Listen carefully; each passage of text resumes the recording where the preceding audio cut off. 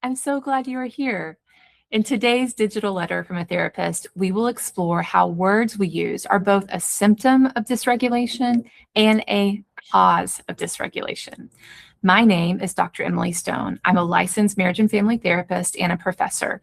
This is not therapy, but this is information I share in therapy.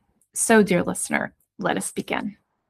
There are words that are signs that we are under stress, and there are words that then in turn increase our stress. Next time you're stressed or having relational conflict, I want you to be a researcher on yourself and notice if any of this language shows up in how you talk. Do you say, I have to, I should, or do you use words like no one, everyone, all the time, always, never, or I can't, or you can't, or you should, or you have to? All of these words are examples of what is sometimes referred to as absolute language. Absolute language is dead end. There are no possibilities. It's language that makes you feel completely stuck, and it is a sign that you are feeling overwhelmed and stuck. I sometimes call this language teenage talk. So if you're a parent and you have had a teenager or currently have a teenager, or if you can remember back to when you were a teenager, you might remember or even see on television shows teenagers say things like this. I have to go clean my room. You have to take me.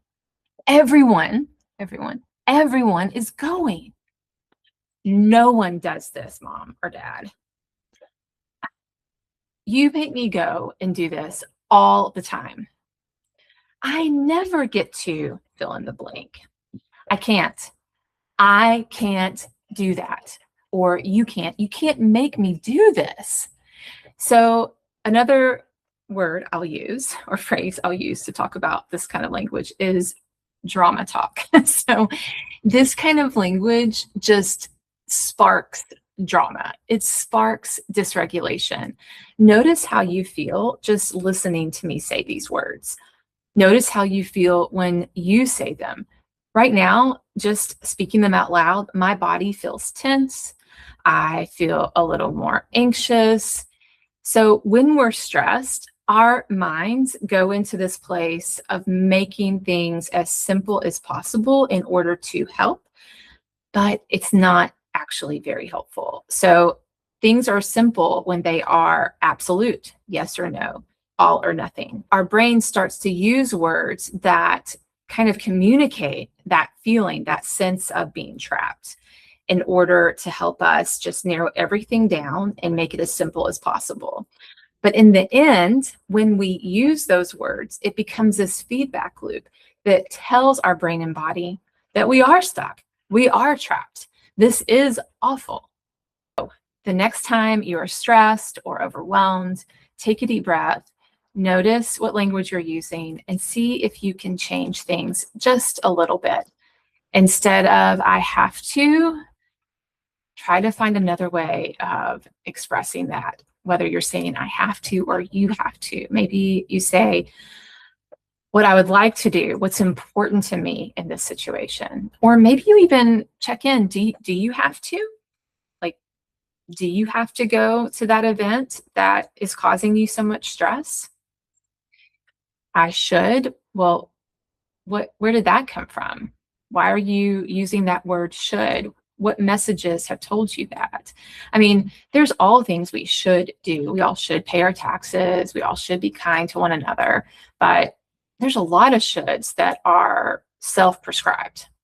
Just check in. Is it true? Do you have to? Does the other person have to? Should you? Should they? So notice the way you talk. Notice how it makes you feel, and try to interrupt that pattern, that cycle, that feedback loop that makes you feel more and more trapped, and just gently change your words to see if it helps interrupt that loop. Notice when you hear other people using these words. When you hear someone else using words like have to, should, no one, everyone, all the time, always, never, I can't, take a breath, notice how those words are making you feel, and then have awareness that these are signs that person is feeling a lot of pressure, stress, and overwhelm. And you don't have to pick that up. You don't have to, in turn, start using that language as well. Maybe it'll help you take a beat, take a step back, and have some empathy and compassion for the amount of stress they must be feeling that's creating that language and then causing this loop of feeling stuck. It's not yours to fix, but it can be helpful to be aware if you're hearing your partner, your friend, or your child use this language. Maybe, especially with your child as the parent, you could even gently replace some of those words. Now, I'm not saying to go and say, oh, you used have to, that's going to make you stressed, so use this instead. That's not going to work. Instead of pointing it out, you can gently change it for yourself. Oh, wow, it sounds like, yeah, you feel like you have to do this. It sounds like this is important to you, that you want to do this. I wonder what other options there are. Something gentle like that. I know this isn't a magic wand fix, but I do think awareness of language is really powerful for ourselves and our well-being and for our relationships. This has been another Letters from a Therapist. Read or listen to more at my Substack, dremilystone.substack.com. If this letter spoke to you, I would love to hear your thoughts in the comments below. I read everyone, and I hope you will consider following if you think what I share might be helpful for you or someone you know. Until next time, may your mind be steady and your heart be open.